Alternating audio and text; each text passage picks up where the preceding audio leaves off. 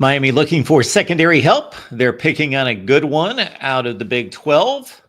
Other possible comings and goings involve the number one player in high school football and his timeline as well. And of course, the NFL draft should start at the top of the board with a Kane going at number one. Appreciate you being here at the Voice of College Football. Wednesday night means it's Cam Underwood from the State of the U to break down the Canes with the rest of us. Appreciate you being here, folks. Comments and questions are welcome.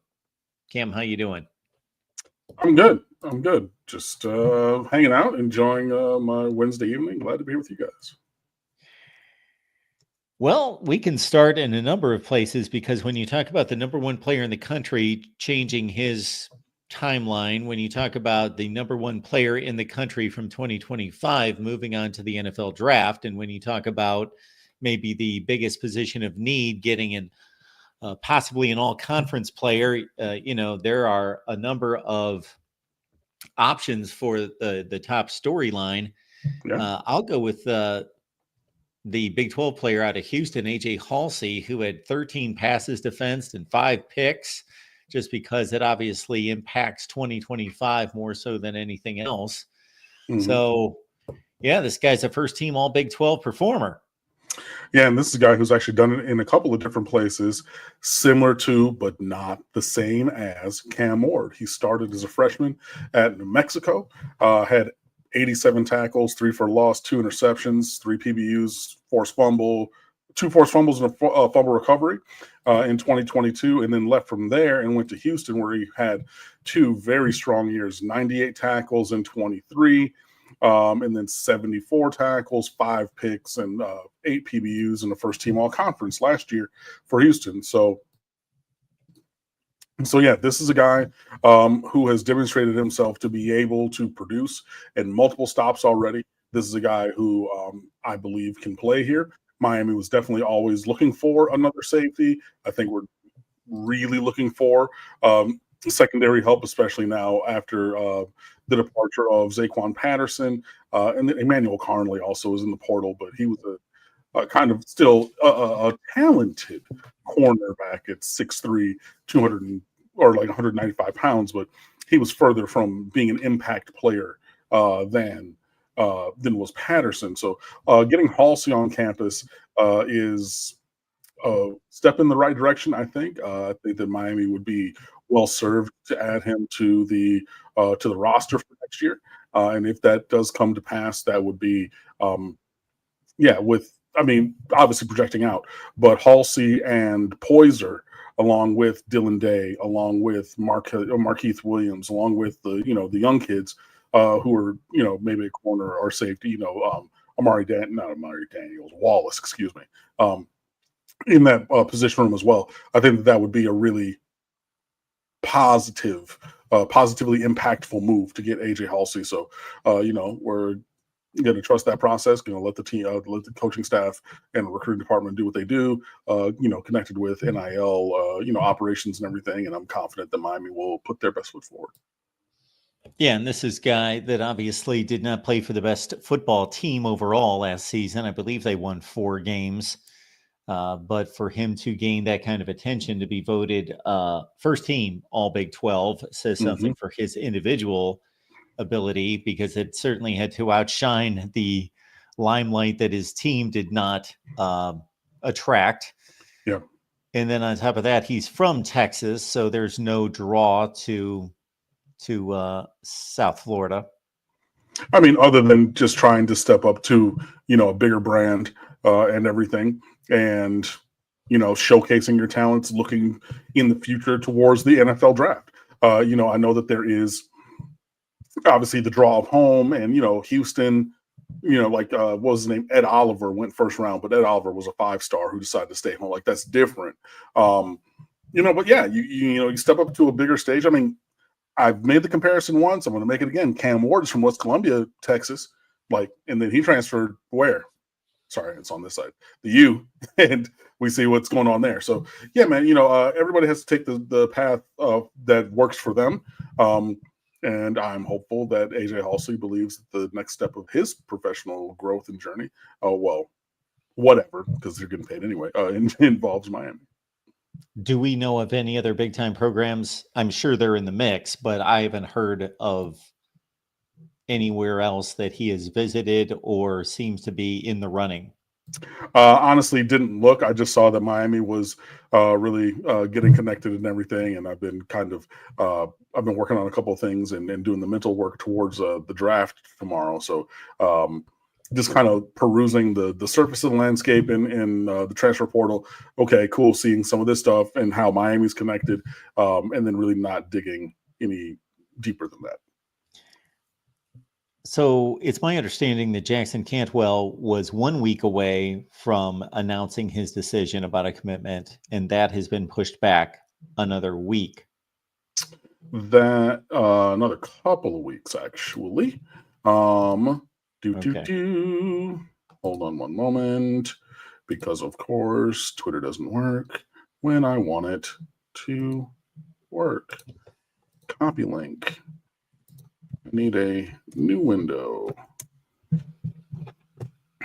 I should have already had that prepared. I'm sorry that I did not. But we're going to go here so that everybody can see from Jackson Cantwell himself, new schedule, adding a May 10th unofficial to Georgia. New commitment May 13th. Sorry for delays. Had to make sure. Did it right the first time. Still deciding between the same list being Miami, O-State, Georgia, and Oregon.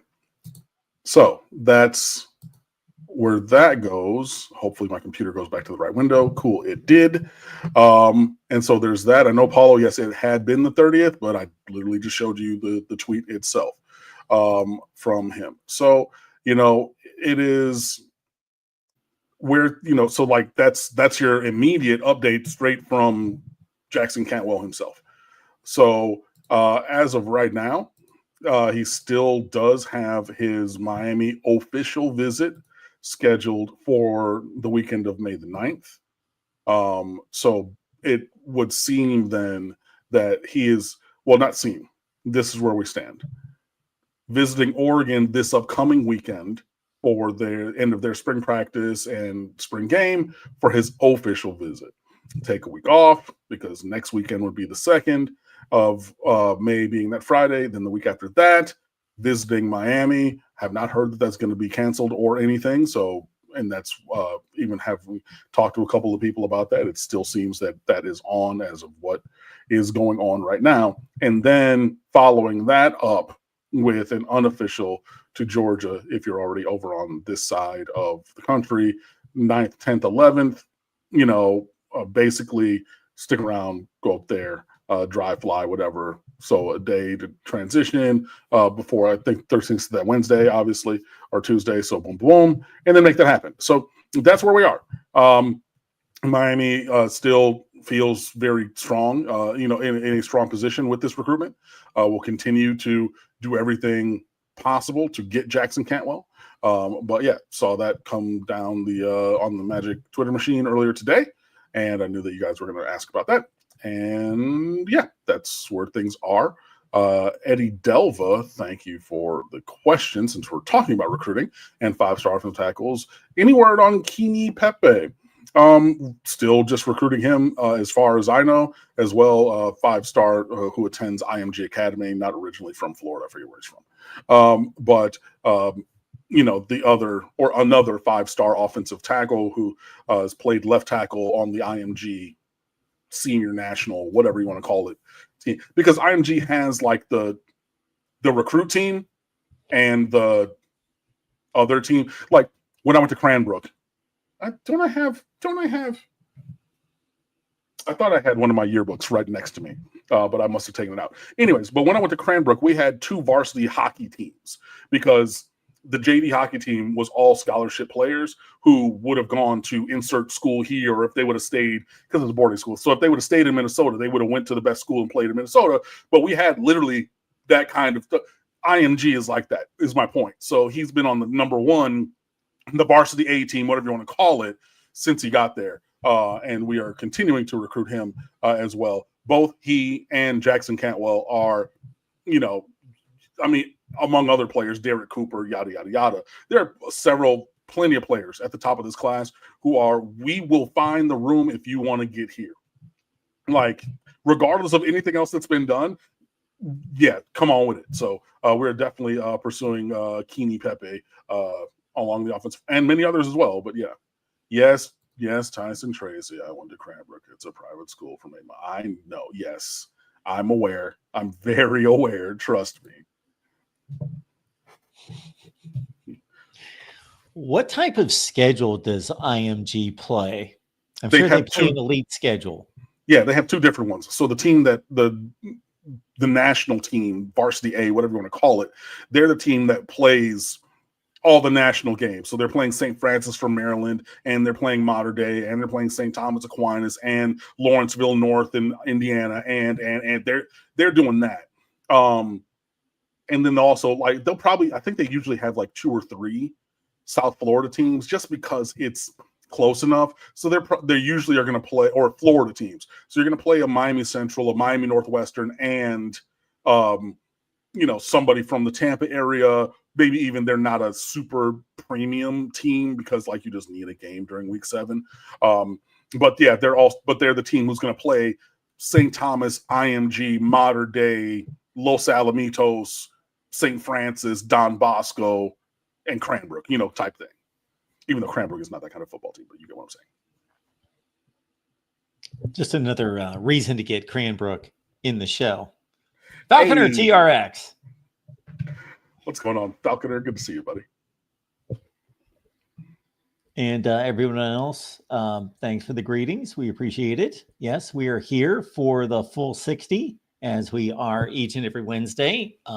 If you can, at some point, not catch the live feed, you can catch the replay, of course. And then if you prefer audio, that's available as well on your favorite audio platform. Well, we might as well move on to the NFL draft. I guess we can circle back with anything else. I wanted to pause because I saw this question from Tyson Tracy, and I'm sorry for interrupting your very well-crafted segue, sir.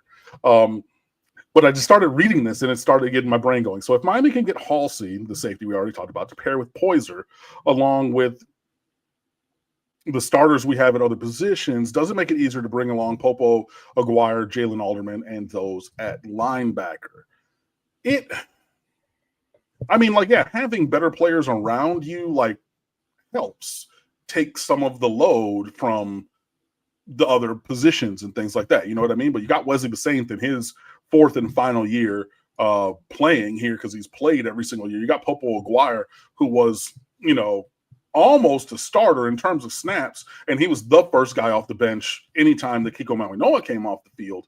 Jalen Alderman played a nice rotational role coming over from Louisville. I know that there's the transfer kid who signed with Oregon or played at Oregon and then went to BYU, who's in the transfer portal at linebacker. Forgive me. Like I said, I know that he exists. I don't remember his name.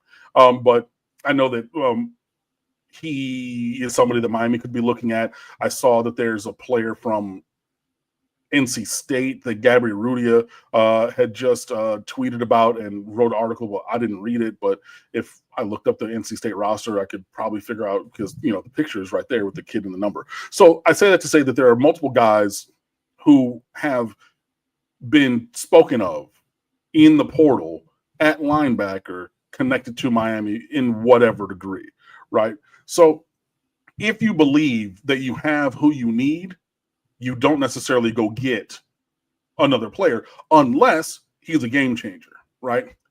I'm not sure that Miami believes that they have exactly who they need in the linebacker room, regardless of anything else. But I get what you're saying. Like, if the defensive line is incredible and the safety or the secondary is incredible, could you get by? If those are the chocolate cookies of your Oreo, do we get by with the thin stuffing? But I would really prefer the double stuffed cream in the middle with the linebackers. If you are looking for double stuffed Oreos and I come to you with the thin joints, you're like, cool, this is great. This is not what I wanted. So you're going to go and get the other people. So like I see that you're making a connection between improving one position and letting it slide at another position. It's my belief and Mario's stated modus operandi that he will always look to get the roster at every position where he believes he needs it to be. So if he believes it to be deficient at linebacker, then he's going to go get who he needs, regardless, or who he believes he needs, regardless of what's going on at any other position. So I think, and like, I was just working through it because I saw your question. You know that I do these things live. I love, because it's a great brain activity, and I really appreciate the question. So I'm not casting aspersions to you or anything like that. I'm not doing any of that. I just think that you're creating a corollary, or like a connected scenario that are independent variables. You know what I mean? Like, we need safety help, we'll go get HAULCY, we'll go whomever. We need linebacker help, we'll go with it. So, and it's not going to be because, and this is why. It took me a second, but here I am. Invert that, my friend. And then say, we got the linebacker that we wanted. Linebacker's really good. Defensive line is really good. We'll just bring the guys along in the secondary and see what happens. Would you be comfortable with that? Seeing what happened last year, especially, and how that exact scenario went? I'm sure that you would not. You would be coming on here next week or the week after. What the hell is wrong with Mario? We need somebody at safety. We haven't gotten the da-da-da-da-da-da-da-da. So, because I think it, projecting out with HAULCY at safety, it makes it's that warm, comfy feeling, that caramel apple spice from Starbucks where I used to work in the wintertime when it gets nice and cold, right? It's that, I like that. So I feel good about this thing that I like, and I'm willing to overlook that. But if it was the other way, and it's something that you're already comfortable with getting a little bit stronger, and the thing you're not comfortable with back there in the secondary looking like it had looked at last year, it wouldn't necessarily be the connection, which is why I believe those are independent variables, not linked. Does that make sense? I'm with you. Okay, cool. So yeah, that's kind of that's my view. So I think that, yeah, if we get HAULCY, that would be great. And since you believe that, I mean, I was saying, would it be easier to bring along those guys, which tells me from your statement, because words mean things, that they're not where we believe they need to be, then we're evaluating it as in we need others. So then we'll go get hopefully another or others at that position to help out the running of the defense. Leroy. Oh, my bad. Oh, I was going, yeah, that route. Leroy, good to see you, man. Thanks for the contribution. ChatGPT said Miami will win a title in 2030. Does it sound realistic or not? That's realistic that it could happen. It's realistic that it could happen even before then. It's not unrealistic at all. Now, it's incumbent upon the University of Miami to have the level of achievement on the field to make that happen, right? So, realistic for me, is it reasonably possible? Yes. We recruit at a high level, blue chip ratio, Bud Elliott, all that. We have all the talent in the world, all of that. Sure. Got to get a little bit lucky. Got to have some things break the right way. But it's not like it's like ChatGPT came back and said, West Texas State JUCO is going to win the FBS Division I national championship in 5 years. You're like, well, no, that doesn't make any sense. They're not even a real school, and if they were, they would be playing third division JUCO ball. So how are they going to go up 7 divisions? That is something that is not realistic or reasonable. But saying that Miami could or will, well, I mean, obviously will win. I'm not a soothsayer in that kind of a way. But is it reasonable, like very reasonably possible, that Miami, with the talent that we have, continuing to have elite level coaching, development, all these different kind of things, it's very reasonable that could happen. There's also reasonable explanations for why it could not, or would not, or whatever. But yeah, I don't think that's impossible. I think that it's reasonable even before 2030. It just, is incumbent upon Miami to perform to that level on the field. Well, as somewhat of a betting man, or at least somebody that thinks like that, the betting odds are against just about everyone to win a championship on any given season, of course, because the odds say that the field is going to win the championship. So yeah, from that standpoint, it's difficult to predict anyone's going to win a championship in the next 5 years. Right.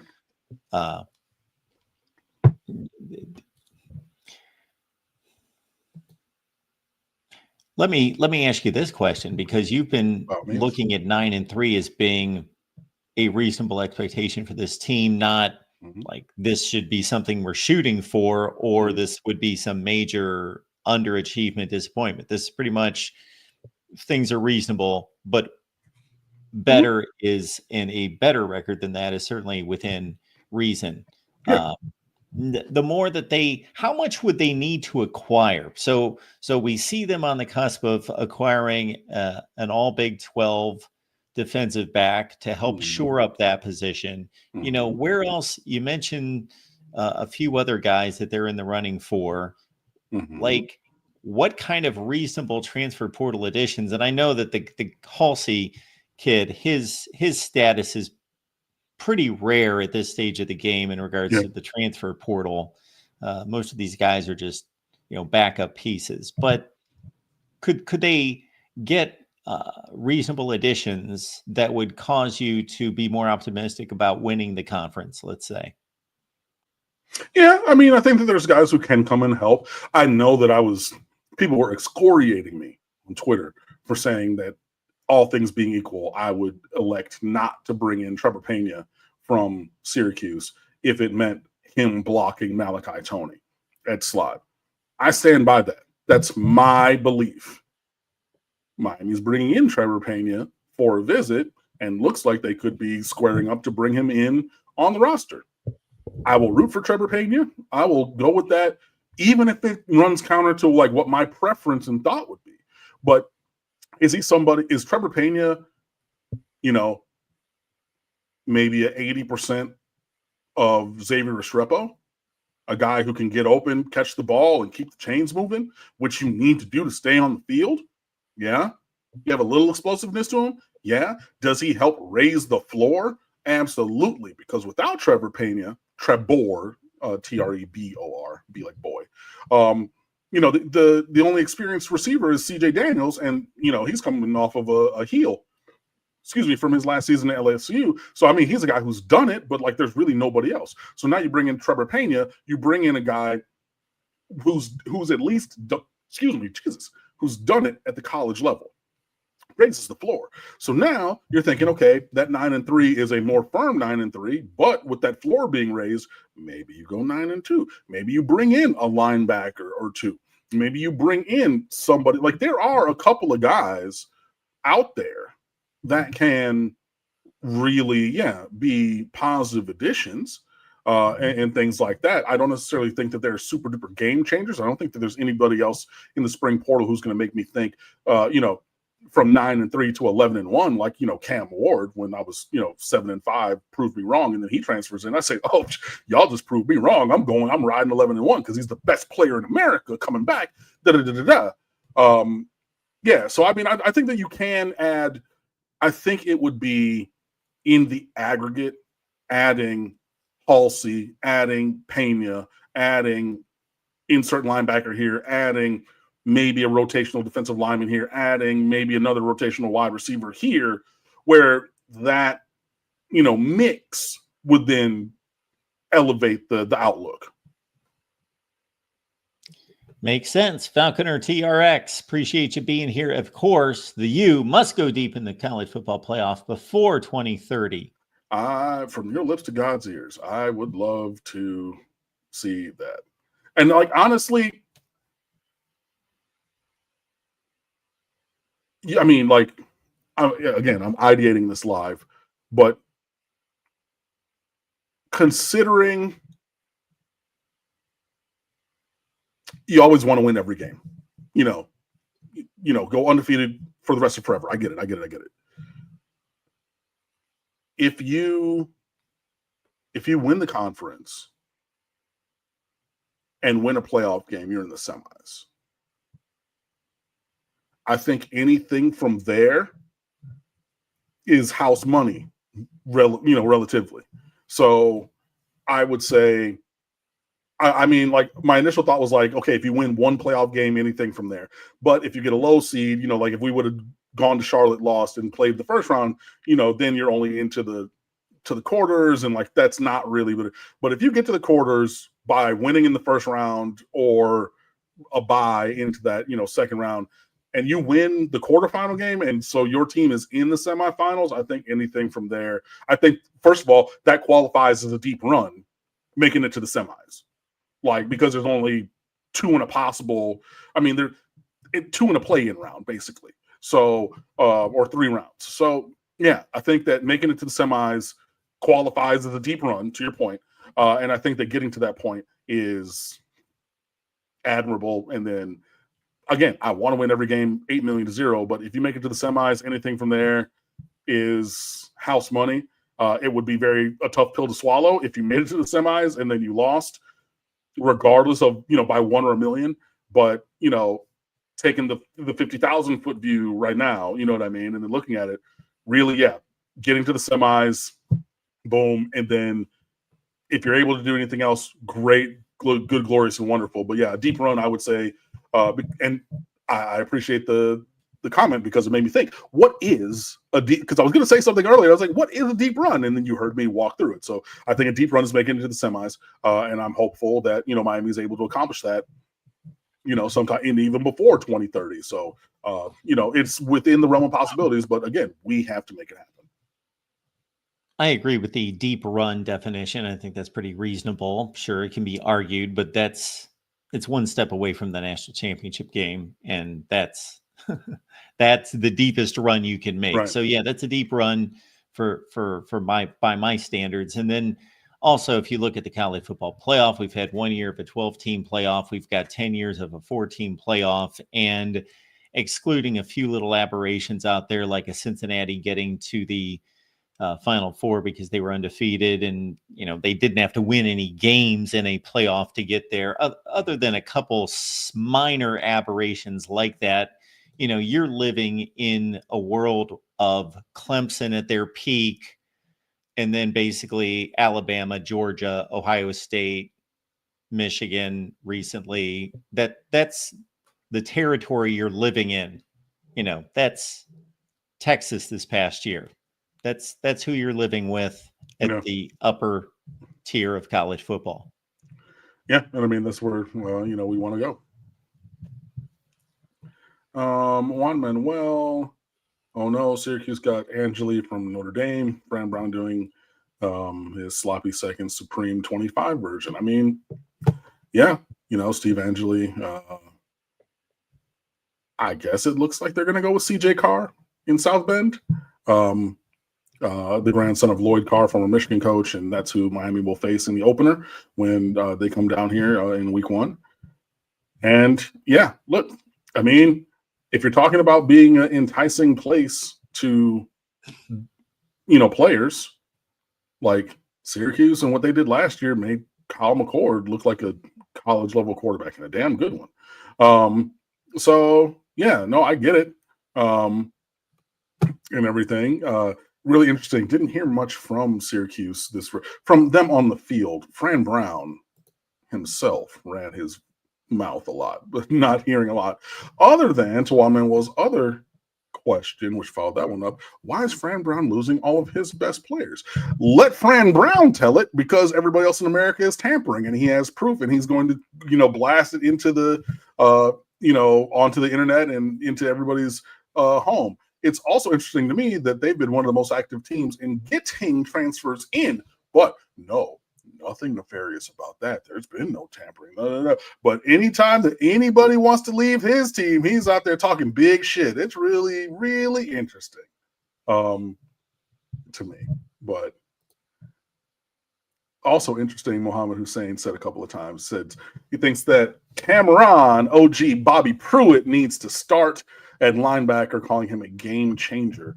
I think Bobby Pruitt, I think he can hoop. Like even as a freshman last year, like we gave him a couple, again, after the Georgia Tech game and everything, we're just like, we need, or even in that game, I think, said we need guys at line or on defense to make some plays because they're not doing it. And he came in and made some plays. That's a kid who's always around the ball. He, like Dylan Day, was a monster on special teams.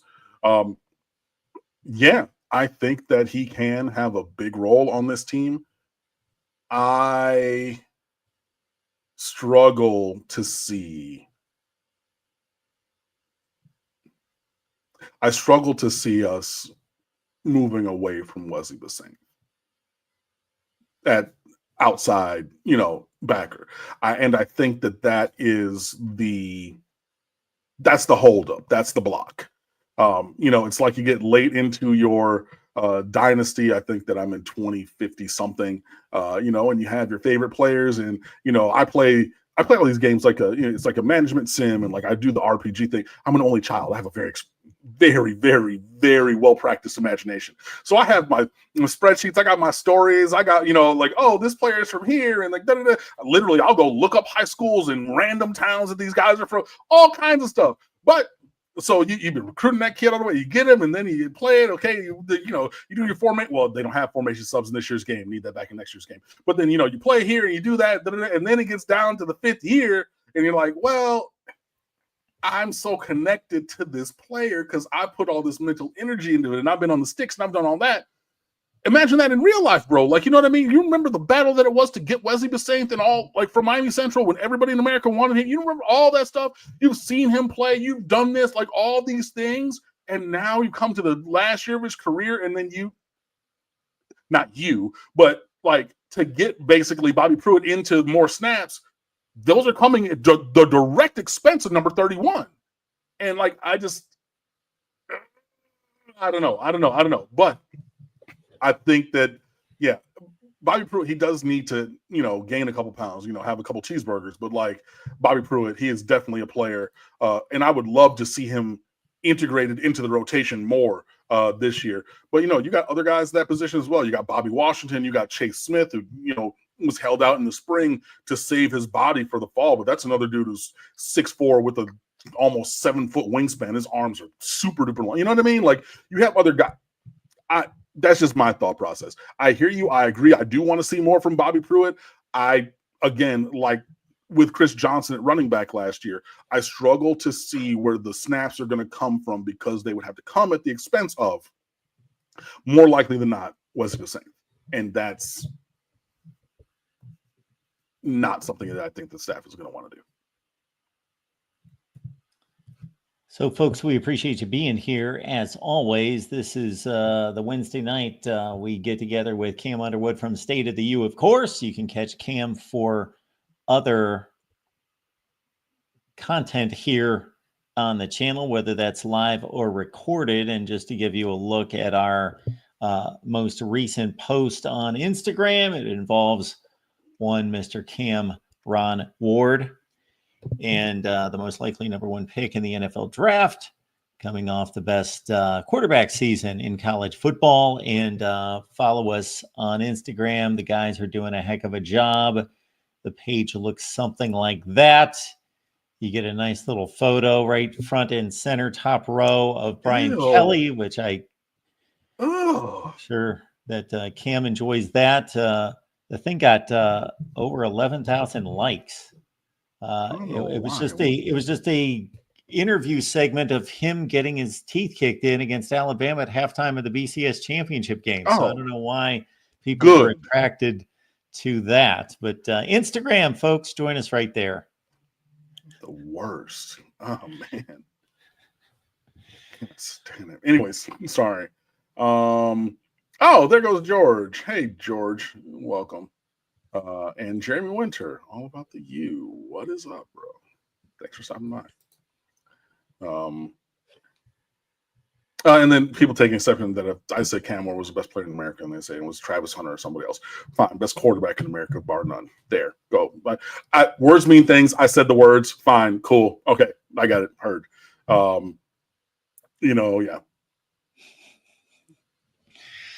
So we segue to the NFL draft and one Cam Ward. So sorry again, George, brother.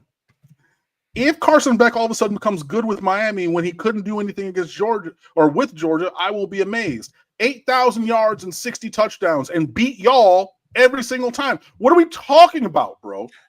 What are we talking about? You know what? I'm going to do this. Indulge me for a moment, please, because I'm going to go and look passing Carson Beck game log. 25 of 40 for 309 and 2 tuds. Y'all had 3 interceptions against him last year. Cool. Year before, 19 out of 28 for 315, 2 tuds, and no picks, and wins in both games. And again, this is a guy who's probably going to end up leaving his college career with like 11,000 something passing yards, or more, because he's at 8,000 now. I mean, 11, 12,000 passing yards and umpteen touchdowns, because he's already at 58 plus whatever he has this year. What are we talking about? What are we talking about? Like, this is the kind of thing, and I've seen this from Miami fans also. Like, Carson Beck was thought to be in the upper tier of draft prospects at the quarterback position going into last year. Sure, threw more interceptions than he had before, because he had to do more with less, because they were dropping the ball all the goddamn time. And look, whatever, things happen. I'm not saying that he's perfect, and I'm not saying that he's Cam Ward, but to say if he gets good, what the fuck is good if not Carson Beck? Like, I'm sorry for screaming if you're listening to this, and I know that I just peaked all your EQ meters, and I'm sorry for the foul language, but like, this doesn't make any sense. This is counterfactual to reality. Like, I'm sorry. Carson Beck stats career. I'm going to go back on here again. I'm going to go back here again from last week. Share screen. Carson Beck stats. We're going to do this again. Get out of my face. Look at these numbers. 628 completions for 923. 68% completions. 79-12 passing. 58 touchdowns. I know about the interceptions. Fine. He can get better than that, and so could Cam Ward. And Cam Ward cut his interceptions and fumbles down last year. Like, what are we... yards per attempt, 8.6 yards for every time that he throws the ball. 156.4 rating across his career. This is somebody who's played in 39 games, and even if you want to take out the first 5 games, he's played in 34 games. I'm going to stop yelling at you all now. But do you see what I'm talking about? This is not a bad player. This is a very good, this is an upper tier, top 10 in America quarterback by demonstrated performance that I just showed you. So if he gets good, like, and this is the thing that I do bring up, and I say it here, and I've said it before. It's the inverse of what Dr. David Robinson, who taught, he was the chaplain at Cranbrook, and he taught freshman history of religion and also senior, oh my God, not logic, whatever it was, the class. Good, better, best, never let it rest until your good is better and your better is best. That's what he had on his, it was like a frame thing. But you all, or not you all, but people, when they say things like that, are letting perfect be the enemy of good. Or in Carson Beck's case, very good. Carson Beck from Georgia. Go back and watch those Georgia teams. Go back and look at what he did against Florida. Go look at what he did against Tennessee. Best player on the field, bar none, including all these guys who are going to get drafted in the first round tomorrow from Georgia. Like, guys, come on. Like, and I know that, like, and yes, I got started on that because George, Florida fan, put that in the chat. But I've heard that from so many people. Oh, if he gets good, go back and watch the film. And I'm not saying that it's perfect. And you're going to want to say, oh, well, last year, what was the game when he was sitting on the sideline, the Texas game, when he played like caca and had 3 interceptions and no touchdowns, right? And he's sitting there on the sideline, you would look like that if you played that kind of game too, especially since it's the worst game of your career, as demonstrated by 2.5 years of performance on the field for the University of Georgia. Like, it's infuriating to me. It really is when people are saying, oh, if he gets good, he's not bad. He's not bad. But when you're having the viewpoint or the point of comparison in your head being, if he's not perfect, if he's not number 1 in the NFL draft, no questions about it, generational, Cam Newton mixed with Lamar Jackson, mixed with Joe Montana, mixed with Dan Marino, mixed with if you're not that, then you're bad. That's a terrible viewpoint. And I'm tired of it. Stop it. I think that viewpoint comes from a number of areas. I think that comes from people that may not necessarily achieve themselves in life, and it's easy to criticize others who are really good at what they do, but they're not, yes, the very best. Sometimes you'll hear all-time great NBA players get picked apart just because they're not Michael Jordan or Kobe Bryant. They're only merely the 15th or 20th greatest player of all time. I think maybe we watch a little bit too much of the likes of the guys that throw on Sundays, the Patrick Mahomes and the Aaron Rodgers of the last 10 or 15 years, and expect that everybody should be that good. And it's just not the case. And I had somebody bashing Quinn Ewers, and I'm not touting Quinn Ewers as a great college quarterback, but he was a good college quarterback, and just bashing him like he's complete garbage. And I was making the same point, when these people fail to then fill in the blank of how many or who is better than this individual. And when the list is quite short, then it tells you really don't know what you're talking about. I agree completely. 5 Adam, who do you think is the best talent, all positions combined between Miami and Notre Dame? That's just a question that is going to take more time to evaluate than I have right now. Before big games, I usually do a combined rosters piece on stateoftheu.com. Combined, rosters. So who from which team would start if you combine those rosters together, and then you do. I mean, I'm sure that I will do that before the Notre Dame game. So be sure that you tune into the website for that. But I mean, I hear you didn't want to just go past it, but that's the scope of that is larger than I have time for today, right now. Excuse me. All right. I'm not saying anything else. We're transitioning to the NFL draft. And just to add to that last question, to Cam's point, it's so close that it has to be diagnosed and determined. It's not just okay, who's better, Miami or Virginia Tech? Okay, Miami. It's we're talking about 2 of the top 8 to 12 teams in America.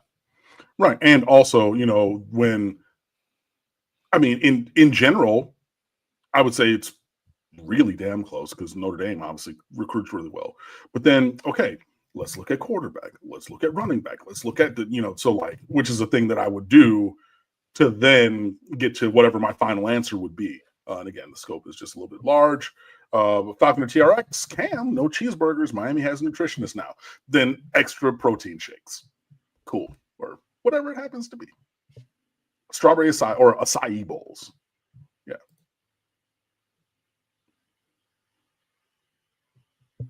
And to the previous point, Falconer TRX coming back with this one. Yes, Georgia recruits terrible players.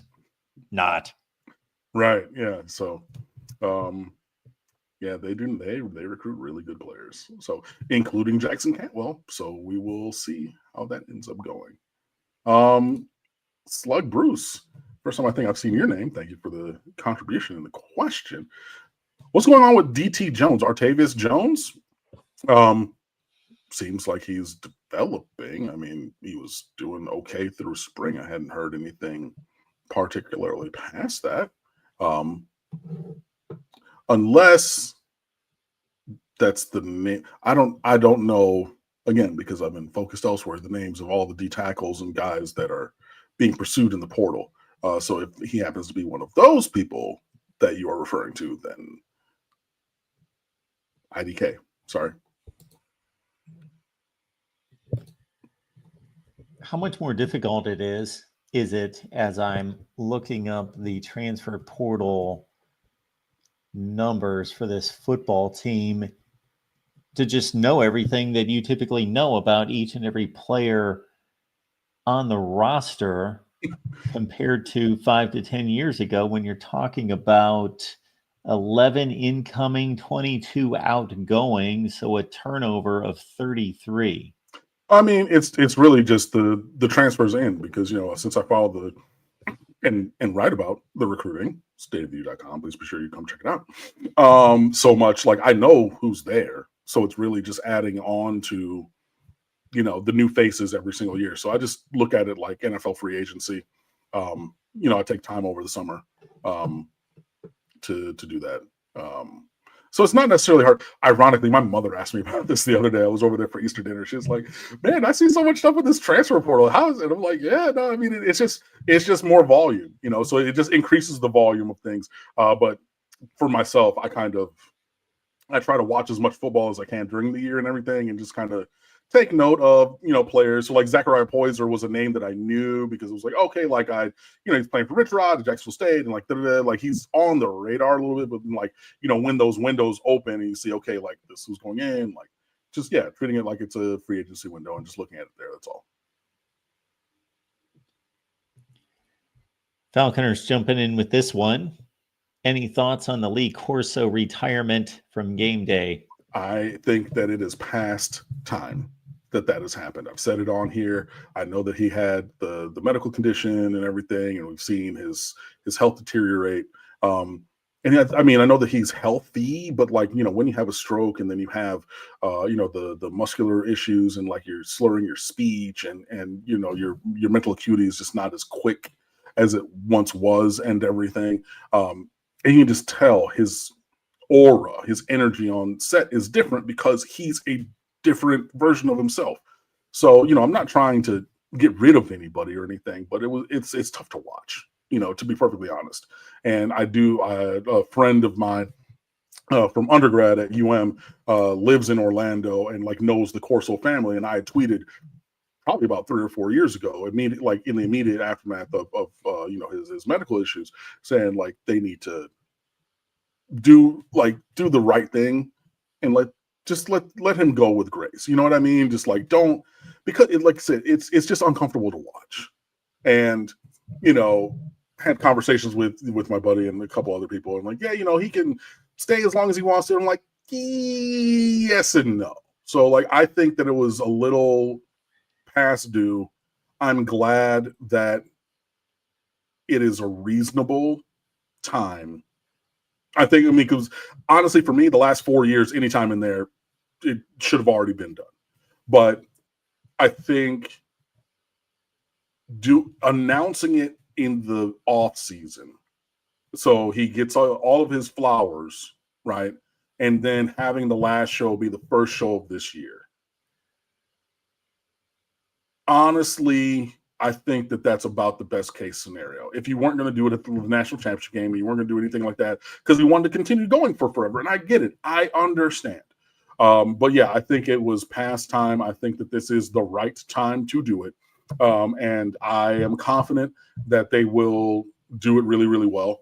They will give him his tribute, give him his, the respect that he's due for 35 years on, television and everything. And I forget, somebody tweeted it. It was like, this is a guy who played college football, who coached college football for 30 something years. And imagine telling him when he coached his last game that your impact, on your greatest impact in the world of college football, is going to come in the next 40 years from then. It's crazy. Right. And that's what we have. So like, I am respectful of his legacy, and I am glad, and I will celebrate that with everybody. But I am firmly of the stance that like, it has been past time, and I am excited, or I am glad that they're going to end it, I believe, the right way. This first week. And look, you got Alabama at Florida State. He played at Florida State. They're clearly going to get the game day game, as they should. Sunshine Scooter going back to his alma mater, all those things. Do I think that Notre Dame at Miami is a bigger and better game and more suited for college game day? Absolutely. But do I understand that it is going to be Alabama at Florida State reasonably for what? 10,000%. I couldn't state it any better. I completely agree. It's been difficult for me to watch, but I respect the man, respect his contributions. He's been a joy to watch and listen to for the most part. But there was a decline of some degree, and then obviously falling off the cliff because of the health issues. And again, I understand that camp of people that believe, okay, he's built up so much equity and he's in an iconic place, so you let him do whatever he wants. But it just seemed to be almost torturous to some Yeah, degree to witness, right. at least for me. So No, like I said, same. And I believe somebody asked, at the time, about that. But yeah, it's just, yeah, you're forgetting things, and like, good on Reese, good on Kirk Herbstreit, like getting stuck in the middle of a sentence and like, tossing a name, tossing a, like, if you really watch, right, because like obviously Mark and I are here creating content. Mark worked at ESPN for years. I've done this and other, media things. And you really start watching from a production standpoint of like, okay, going through and everything. And then you see Kirk, feeding him lines, or like giving him, having done the study so he can give him the thing to get him back on track, because it's not there like it wants. Same thing with, even if you get McAfee in there doing the same thing, Reese doing the same thing, Desmond doing the same thing, it's just they have been helping carry him along because he wanted to stay there. And I get it. But yeah, to put a point on it, I think that it's time. for sure. Muhammad, thanks. Yeah. Shout out to all the broke UF fans watching the Kane show. Hey, man, get like us.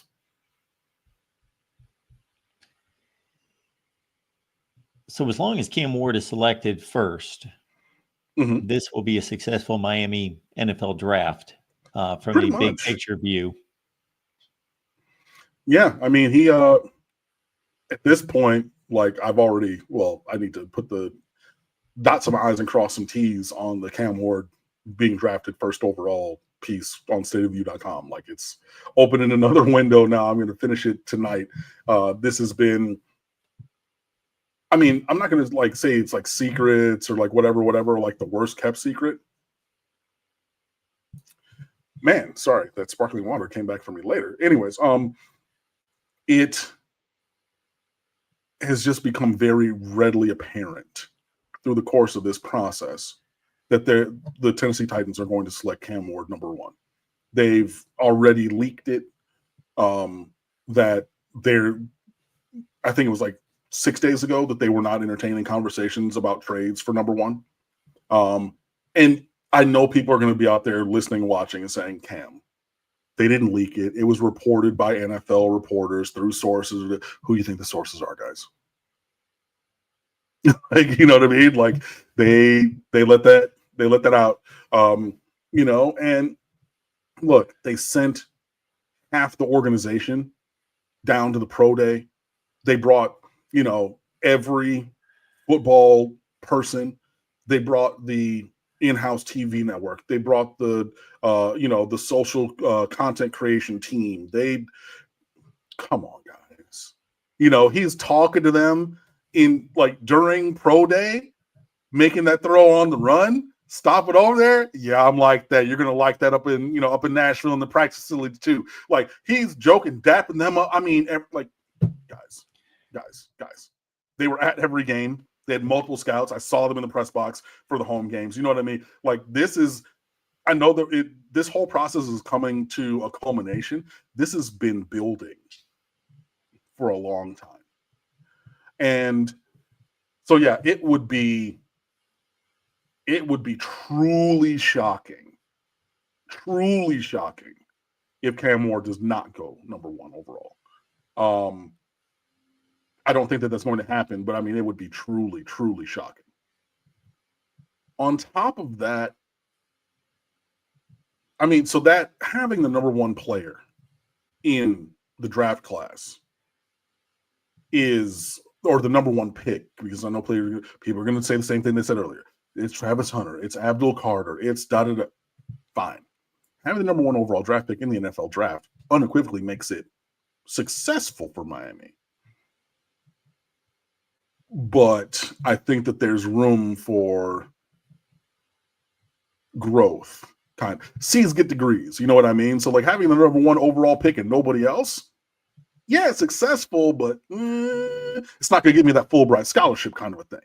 So I think true success for me would be both Xavier Restrepo and Elijah Arroyo being picked in the top 3 rounds. So top 96. That to me, in addition to Cam Ward going number 1. So you have 3 dudes, especially again, you have Elijah Arroyo, who's a, physical monster. I know he only had 1 healthy season in Miami, but like this is a guy who should be drafted highly.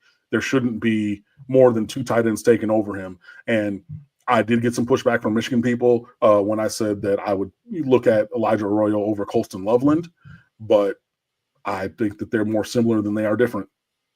So having him drafted in the 2nd or early 3rd, and then having Xavier Restrepo also up there, Muhammad Hussein, I see you in the chat saying, I know Restrepo's 40 time. I know. That was a stupid decision to go to run that on a day when you were being advised not to, and you admitted that you were unhealthy. But the stats that he put up on the page, the things that he did on the field, including running away from guys routinely, right? I mean, I know that he got caught on a 70-yard angle at Cal, but ran away from Virginia Tech, ran away from Duke, ran away from Louisville, and tripped over the 5-yard line because he's like, no, he didn't. Yes, he did. He was gone, and then whatever. But he had an elite change of direction drill and everything. And even with terrible 40-yard dash times, which were terrible, it doesn't have to be all 32 teams. It needs to be 1 team to take him in the top 3 rounds, right? So if you're looking at it from the standpoint of would every single team have taken him with then of course it's never like, yeah, I hear you, but it only takes 1. And so, yeah, I think for true success, you would need Cam Ward going 1, Restrepo and Arroyo going in the second day on Friday, the top 3 rounds. And then I would say probably no more than, well, actually true success would be, and I forgot about him. True success for me, Ward 1, Restrepo, Arroyo, and Barron in the top 3 rounds. And then only no more than 2 undrafted free agents or something like that. Excuse me, from like the real premium draft eligible guys. Like I know that there are guys down the roster who are going to be, Cam McCormick's not getting drafted at 27, turning 28 off of 5 knee surgeries, years. I'm just being real. He's not. So I'm not going to say it's unsuccessful if he's undrafted free agent, which is like, that's his itch. That's his lane. Now, if you take some other guys who I believe should and will be drafted, your Sam Browns of the world, who is athletic as hell. Your Jacoby George, who I know, and I've been one who's always said he needs to grow up and he needs to stop the stupid unsportsmanlike penalties. But that's a guy who should get drafted. Hey, even there's so many teams talking about Andres Borregales and the Borregales kicking dynasty that it's more likely than not that he gets drafted than going undrafted free agent, because he's been worked out and interviewed and he's the number 1 kicker in this class by far. But now if you were to tell me, okay, well, you had only Ward at 1, Arroyo in the 3rd, and then everybody else shifts down, and 3 or 4 of the guys who I believe are of draft quality not being drafted, that would be one of those low C kind of success grade things. So, yeah, it will be interesting. Falconer TRX, appreciate it. Restrepo is a Moneyball value pick. Yeah, I think that he is. I also think that he's more athletic than he showed on Pro Day, because he was injured and he tried to run injured with a strained hamstring that he tweaked during warmups, which, hey, it is what it is. But, just like I said, even when he was in college, you need guys to catch the ball. You need guys to move the chains. You need that in the pros too. And you need guys who can go and score.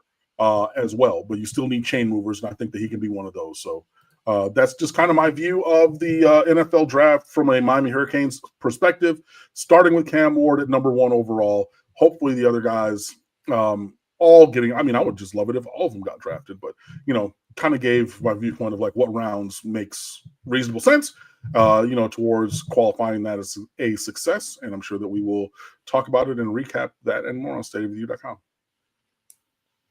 All right, folks. I think we've done some good work tonight. Cam in particular, of course, leading the way. Appreciate you being here, folks, at the Voice of College Football. Stay tuned for more from Cam, whether it be on this particular show or throughout the week. The only thing that I will say to Muhammad Hussein's last chat that I'm going to put on screen. Wowzers. And if you're listening to this only, Muhammad Hussein says Cam Ward is better than Caleb Williams and Jaden Daniels. I will say that right now. That's high praise. And I'm not sure that I am going to go out on that limb with you. But, okay. It's something that, hey, you can hop in the comments, or I'm sure that, when I post the piece on stateoftheview.com tomorrow, you guys can debate that. But, as you see it right on the screen, please be sure that you come on over and fan with us. Always open, always Canes, all the time. Your leader in commentary and analysis. On Twitter at Underwood Sports. And yeah, it's been real. It's been fun. It's been real fun. I love being here with you guys. And we'll check you out next time.